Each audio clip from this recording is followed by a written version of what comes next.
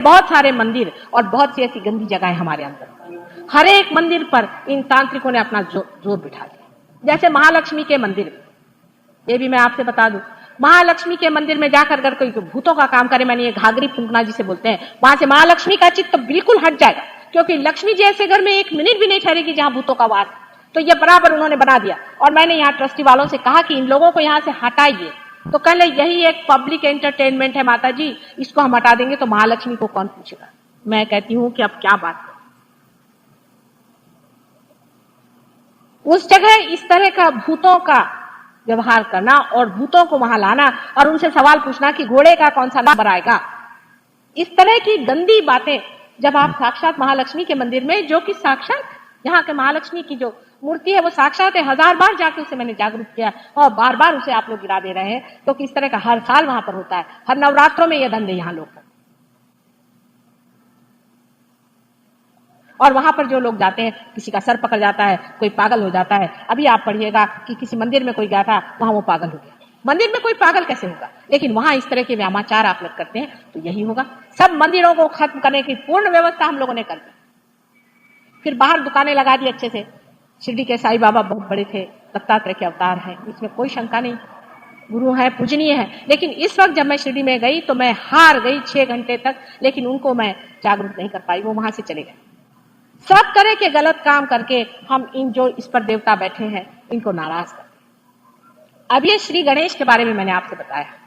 परमात्मा की कृपा से आप हिंदुस्तानी हैं और आप में माँ बहन का बहुत ख्याल है। परमात्मा की कृपा है, समझ लो, इस पृथ्वी की शक्ति है जिसकी वजह से ये हिंदुस्तान जैसी पृथ्वी में एक आलीशान चीज आज जीवित है, जहां पर कि इस तरह के वाइब्रेशंस है जिसकी वजह से मनुष्य अब भी माँ बहन को पहचानता है। इसके लिए आप बहुत बहुत धन्यवाद परमात्मा को करें और कहें कि प्रभु हमारी दृष्टि हमेशा ऐसी ही रखो। अपनी दृष्टि आप जमीन पर रख के चलें। आप देखिए आपके गणेश जी जो हैं वो सांत्वन रहे, हमेशा दृष्टि को अपनी जमीन पे रखिए, क्योंकि ये जो गणेश जी बनाए गए हैं ये पृथ्वी तत्व से बनाए गए। उसके ऊपर में जो चक्र आपको दिखाई दे रहा है, वहां ऊपर में नाभि को, इसे नाभि चक्र कहते हैं, जो अपनी नाभि के पीछे रीढ़ की हड्डी में, अब ये कहीं भी होती, मनुष्य की नाभि कहीं ऊपर होती कहीं नीचे होती, इसका कोई स्थान फिक्स नहीं, वहां पर नाभि चक्र है। और इस चक्र से हम लोग, आप जानते हैं कि नाभि चक्र के कारण जिसे सोलर प्लेक्सस कहते हैं वो चलता है, और सोलर प्लेक्सस से हमारा सारा जितने भी खाने के जितने भी प्रक्रियाएं होती हैं वो सारी इसी प्लेक्सस से होती, सोलर प्लेक्सस से, और ये उसको कंट्रोल करता है। पर अति सूक्ष्म इसमें ये आपके मां से पाया हुआ, आपकी मां से जुड़ा हुआ प्लेक्सस है। समझ लीजिए अगर किसी की मां बीमार है, नाभि चक्र पकड़ लेगा, लेफ्ट साइड में उसका नाभि चक्र पकड़ लेगा। अगर किसी ने कहीं जाकर के गलत तरह का खाना खा लिया, खाने से संबंधित है, क्योंकि खाना यानी अपने को माँ पहले दूध देती है और हम माँ से ही पहले खाना सीखते हैं, इसलिए इसका संबंध खाने से। अगर आपने किसी के घर गया और खाना खाया और आपको उल्टी हो गई तो समझ लीजिए कि इस आदमी के घर में कुछ बुरे संस्कार थे, कोई बुरी चीज थी जो निकल फेंकी। पेट के अंदर जो नाभि चक्र है ये आपके धर्म की स्थापना करता है, आपके धर्म की स्थापना करता है। माने जैसे समझ लीजिए एक छोटी सी बात है कि मनुष्य कहता है अब उसमें क्या है, कोई कैबरे देखने जाएगा तो उसमें क्या है। आपको आश्चर्य होगा कि मैं अगर कोई कभी कैबरे तो देखती नहीं हूँ, लेकिन कुछ मेरे पति की ऐसी नौकरी है, कभी कभी ये लोग शुरू कर रहे हैं, उसी वक्त मेरी उल्टियों के मारे इतना हाल खराब हो जाता है कि सब वो कैबरे ठंडा हो जाता है। आपने मेरे पेटी में धर्म है, वो कुछ से बताती नहीं हो कि बाबा तू शराब मत पी कि यह खराब है, मैं कोई रैशनलाइज नहीं करती हूँ। शराब तो मैं पी ही नहीं सकती। एक बार किसी ने इतनी सी ब्रांडी मुझे गलती से दे दी, मुझे बगैर बताए हुए, तो इतना सारा खून गिर गया। तब से मेरे हस्बैंड तो कहीं जाते हैं, कहते बाबा इनको तो गलती से एक बूंद भी मत देना, मेरा तो जी घबरा। ये पेट जो है इसमें धर्म होता है, वही सब बैलेंस करते रहता है। आप देख लीजिए पेट की सारी बीमारियां आपको शराब और सारे मद्य से होती। हमें नानक ने कहा है कि शराब पीना मना है, मोहम्मद ने कहा है शराब पीना मना है। आखिर वो लोग कोई पागल थे जो बिल्कुल मना करके गए कि भाई शराब नहीं पी। लेकिन अब देखिए हम लोग धर्म के मामले में कैसे विपरीत हो जाते हैं। अभी ये 2 आदमी हम देख सकते हैं जिन्होंने साफ साफ कह दिया, सबने हर एक बात नहीं कही, लेकिन सबका मिला करके धर्म बनता है। लेकिन उन्होंने शराब को और मद्य को बिल्कुल मना किया है कि कोई सा भी नशा नहीं करना चाहिए, बिल्कुल मना है, पूरा नशा। लेकिन आप देख लीजिए कि मुसलमान लोग सबसे ज्यादा शराब पीते हैं, और इनके देशों में जाए तो वहां एक से एक कवि हो गए, उनमें कविताएं बनाई उन्होंने शराब की। शराब कोई पीने के लिए नहीं भगवान ने बनाई थी, वो तो पॉलिश के लिए बनाई थी, पॉलिश करने के लिए। कोई भी चीज पॉलिश करनी है, डायमंड को पॉलिश करना है, फर्नीचर को पॉलिश करना है, उसमें स्पिरिट लगता है। सारी शराब उसके लिए बनाई थी। मनुष्य इतना मूर्ख है, उसको पीने लग गया। अब उससे उसको मादकता आती है, और इसके बाद मनुष्य जो उठेगा, अब वो जानवर नहीं हो सकता, और अब वो अगर भगवान भी नहीं हो सकता, तो अब वो राक्षसी बनेगा कि नहीं बनेगा। इसीलिए कहते हैं कि राक्षस गण में लोग जाते हैं। शराब पीने से मनुष्य अपनी चेतना खो देता है, और जब अपने ही चेतना में परमात्मा को जानने का है, तो ऐसे शराब पीने से क्या फायदा जिससे आप अपनी चेतना खो देते। प्रोहिबिशन करने से नहीं होता है, वो अंदर ही से आपको सोच लेना चाहिए कि ऐसी गंदी चीज क्यों पिए। अब ड्रग्स देखिए, ड्रग्स लोग पीने लग गए हैं। विलायत में जिसको हमारे सब शिष्य ड्रग्स पीते थे, अब इनका सब छुड़ाया मैंने। सहयोग के बाद बहुत आसानी से शराब और सब छूट जाता है। लेकिन अब ड्रग्स शुरू हो गया। अब आपके बच्चे कल ड्रग्स पिएंगे, अब आप शराब पियो, आपके बच्चे ड्रग्स पिएंगे, उनके बच्चे पता नहीं और क्या पीने वाले हैं। और उसमें फिर कहेंगे कि देवता लोग भी सोमरस पीते थे। भाई, देवता लोग अगर पीते भी थे और अगर सोमरस गंदा था, तो आप क्यों पीते हो? उनका भी तो पतन इसी से हुआ है, और आपका भी इसी से पतन होएगा। वो देवताओं के रास्ते पर अगर आपको चलना है, तो पतन के रास्ते पे जाना है, कि उनमें से जो उड़ गए, जिन्होंने शराब को छुआ भी नहीं, उधर जाने का। आपको अपने आदर्श को बनाने चाहिए, और इस पवित्र सुंदर मनुष्य के इतने मूल्यवान जीवन को उसकी कुछ महत्ता रखनी चाहिए। अपने पे विश्वास नहीं, लेकिन अपनी महत्ता, अपनी पहचान, हम कितने ऊंचे हैं। और हम इस तरह की मूर्खता की बातें करें कि जो पॉलिश की चीज है उसको हम खा रहे हैं, बिल्कुल ये पॉलिश के लिए बनाया हुआ है। उसी तरह से तमाकू चीज जो है, इसको तमाकू आप कहते हैं, ये भी एक राक्षसी है। एक राक्षसी है जो कि वनस्पति में पैदा हुई, वनस्पति की राक्षसी है। और तंबाकू इसलिए बनाई गई थी, ये है इंसेक्टिसाइड। इंसेक्टिसाइड बनाया गया था कि सब दुनिया भर के कीड़े और ये वो होते हैं उसके लिए। अब वो हम खाने लग गए और उसको हम पीने लग गए। अब उससे कैंसर होने लग गया। लंदन में तो साफ साफ हर एक इस पे लिखा जाता है कि इससे कैंसर होता है, इसको मत पियो, तो भी लोग पीते। अब मेरी समझ नहीं आता है कि जब सामने दिखाई दे रहा है कि इसको नहीं पीना चाहिए, तो क्यों पीते? कल ये फैशन है, ये चीज फैशन हो गई। माने मनुष्य अपनी जगह में कहीं खड़ा होता है या नहीं, कहीं अपने को देखता है या नहीं कि मैं कौन हूं।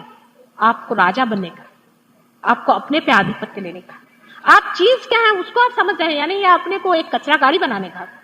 कल रास्ते में कहीं पड़ा हुआ मनुष्य मिलेगा। मैंने हमारे जीवन में, यहाँ मैं लंदन, यहाँ बॉम्बे में करीबन 24-25 साल से रह रही हूँ, हमारे साथ के बहुत बड़े बड़े लोगों को देखा, रास्ते पे पड़ा मिला, वहां मरता हुआ मिला। ऐसी ऐसी बातें सुनती मुझे आश्चर्य। विद्वान, घर के अच्छे, बाल बच्चेदार सब होते, रास्ते पर वो कोई साहब थे, वो मिले, उठा के ले गए और कचरा गाड़ी में फेंक। ये क्या अपने जीवन का आप लोग कर रहे हैं? इसलिए नाभि चक्र पे जो चीजों की मनाई है, ये सब गुरुओं ने की है। और ये जो गुरु हैं, इसे हम वॉइड कहते हैं, भवसागर, हमारे अंदर भी पेट में है, वहां पैदा होते हैं। आपके अंदर भी ये गुरु है। इनके मुख्य 10 अवतार हुए हैं। हम इनको ऐसा लें कि आदिनाथ, जो कि जैनों के माने हुए हैं, वो इसके पहले अवतरण थे। दत्तात्रेय जी इसका ईसेंस है, इसका तत्व है। दत्तात्रेय इसका तत्व है। दत्तात्रेय जो है, ये तीनों शक्तियों के जो बाल्य स्वरूप है, पवित्र स्वरूप है। और उसके बाद इनके अनेक अवतरण हुए, जिनमें से राजा जनक एक थे। उनकी लड़की सीता जी या आदिशक्ति थी, आप जानते हैं। लेकिन उनका फिर और कहीं अवतरण हुआ, वो आप नहीं जानते हैं। राजा जनक का अवतरण मोहम्मद साहब के रूप में भी हुआ है। और मोहम्मद साहब की जो लड़की थी, जिन्हें हम जानते हैं फातिमा बी नाम से, वो स्वयं साक्षात सीता जी थी। और उनके भी जो 2 लड़के थे, वो भी और कोई नहीं थे, बस हसन हुसैन। और हसन हुसैन पहले महावीर और बुद्ध के तरह से जन्म हुए थे। अब ये तो आप नहीं जानते हैं, लेकिन मैं तो माँ हूं, मैं जानती हूं, और आप भी जानेंगे जब आप कुंडलिनी पे उतरे।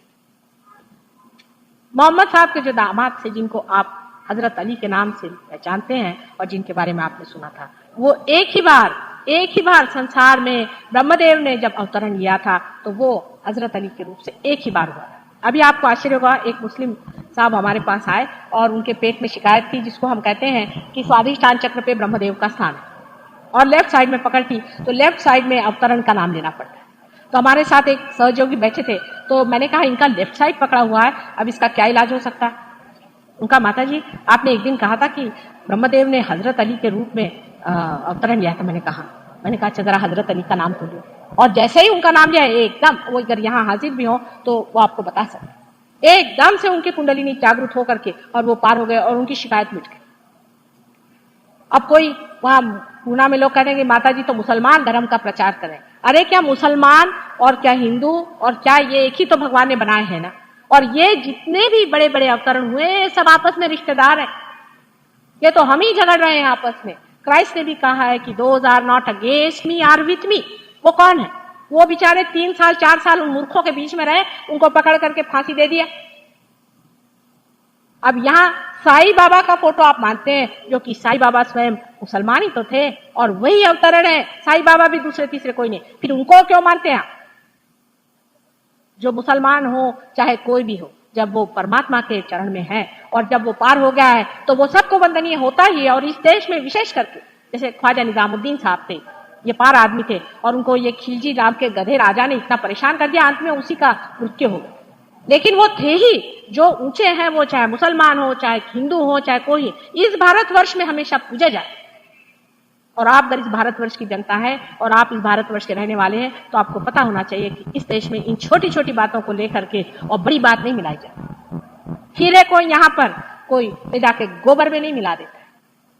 ये हीरे की बात है, जो हीरा है वो हीरा ही है, वो चाहे किसी भी जाति में पैदा। और कौन सी ऐसी जात है जो अपने को सबसे बड़ा अच्छा समझे बैठी हुई है?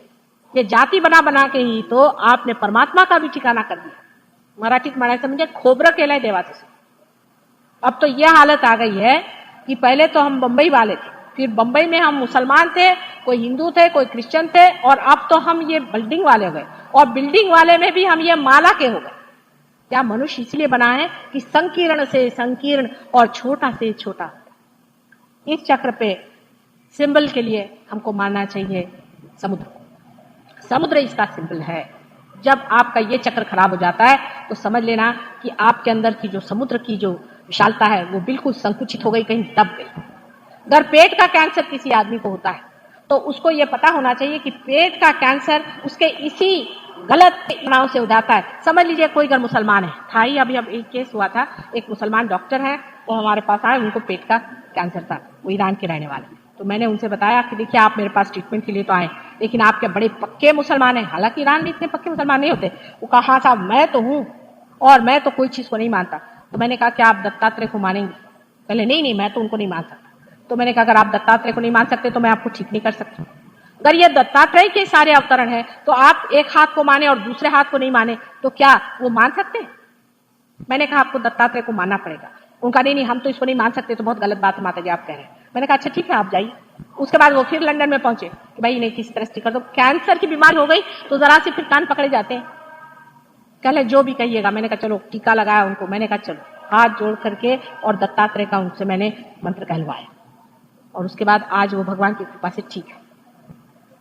ऐसे अनेक लोगों का होता है। जब हम दत्तात्रेय की तो बहुत पूजा करते हैं और मोहम्मद साहब को हम अगर गालियां देते हैं तो आप समझ लीजिए कि आप मोहम्मद साहब के जो ईसेंस को तो मानते हैं, लेकिन उसके अवतरण को आप अगर गालियां देते हैं तो मोहम्मद साहब स्वयं आपसे नाराज हैं और दत्तात्रेय तो आपसे एकदम रूठे हुए हैं कि इतने मूर्ख हैं। क्यों नहीं समझते हैं कि जो मैं कहता रहा वही ये भी कह रहे हैं और वही नानक भी कह रहे हैं। नानक संसार में हिंदू मुसलमानों की यूनिटी करने के लिए आए थे, लेकिन आज हालत क्या है उनके शिष्यों की देख लीजिए।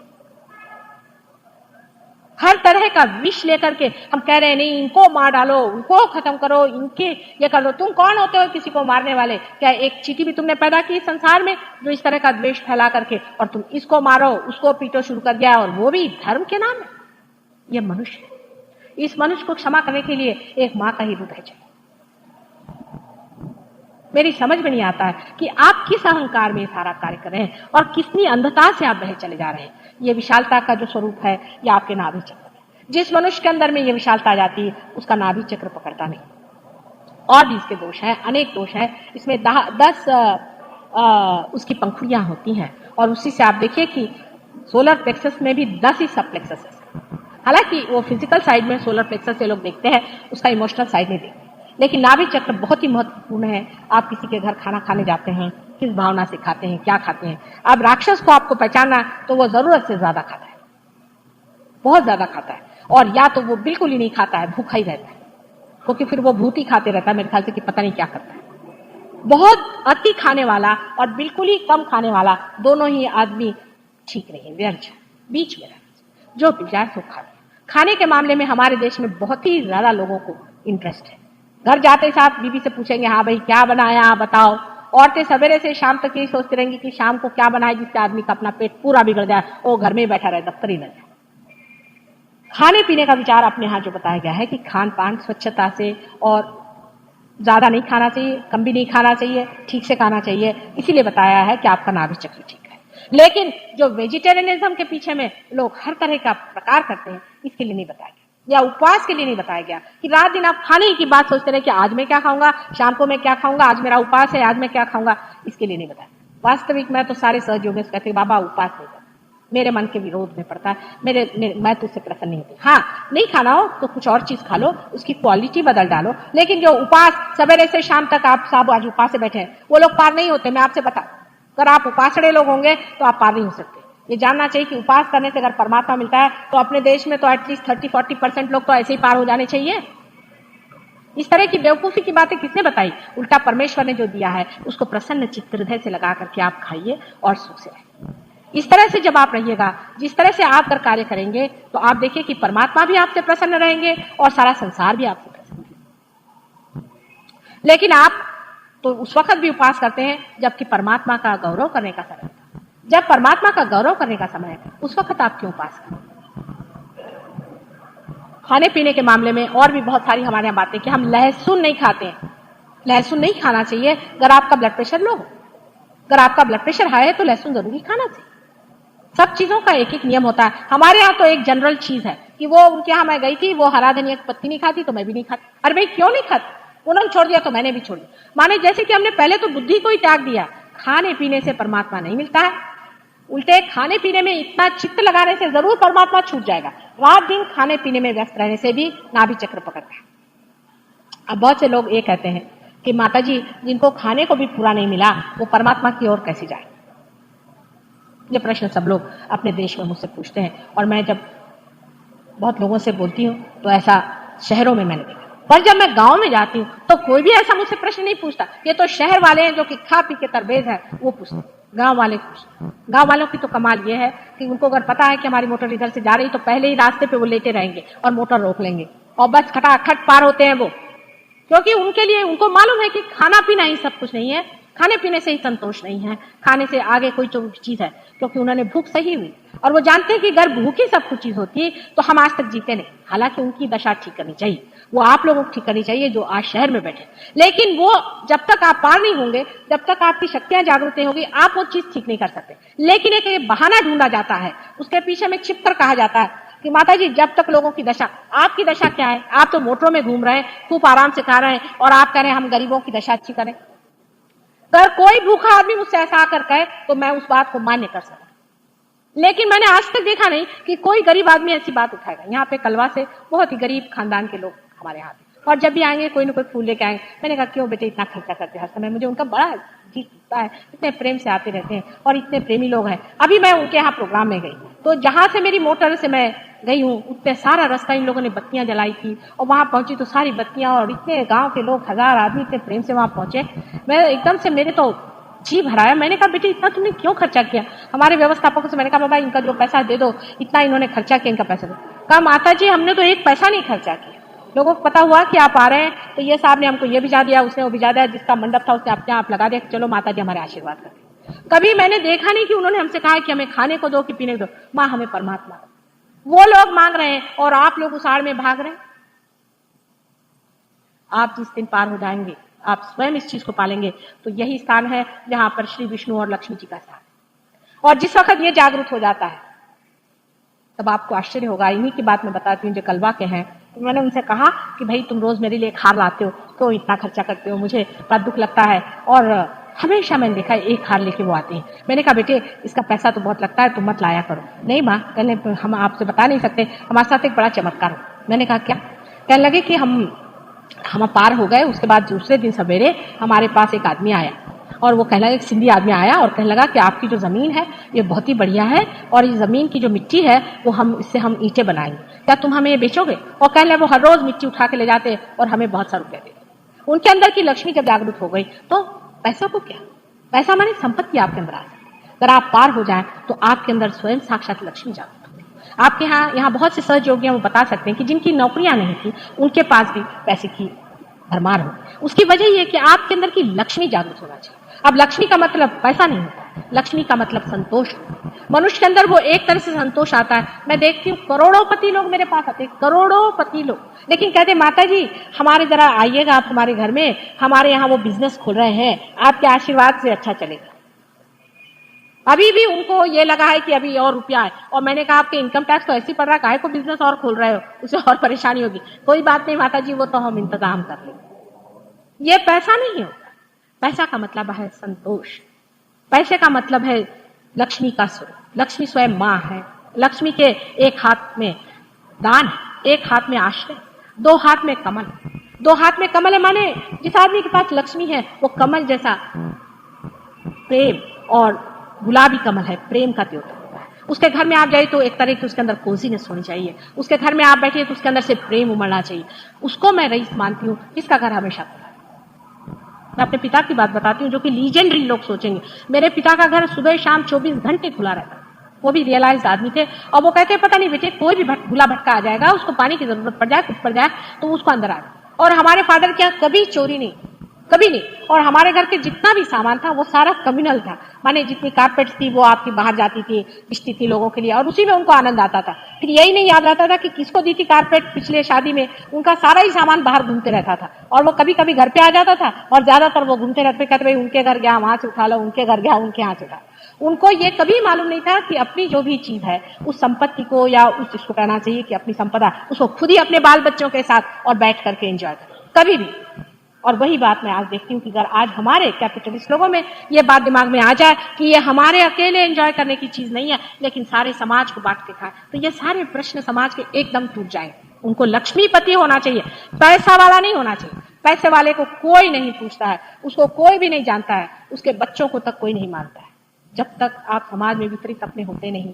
और सहजो ये पूरी तरह से कैपिटलिज्म है क्योंकि आपकी पूरी शक्ति जागृत होती है, और पूरी तरह से कम्युनिज्म है क्योंकि इसका वितरण करना है। यही है जिसमें कि दोनों चीजें मिल जाती हैं, और यह आपके नाभि चक्र के जागृति से होता है कि मनुष्य पूरी तरह से इस शक्ति को एकत्रित कर ले, और पूरी तरह से शक्ति को जब तक वितरित नहीं करता। आप जैसे कल मैं यहाँ 11:15 बजे तक थी, और एक साहब 10 बजे आकर माँ आप घर जाओ, तुमको बहुत देर हो रही, लेकिन मेरे अंदर इतना ज्यादा कल वाइब्रेशंस का जोर था कि मैंने कहा कि नहीं ये तो बांट के जाऊंगी नहीं, तो मैं तो यहीं खड़ी खड़ी देती रही। अब मेरे घर में बच्चे भी कहते हैं कभी कभी 2-2 बज जाते हैं, 3-3 बज जाते हैं, मुझे कभी थकान ही नहीं आती।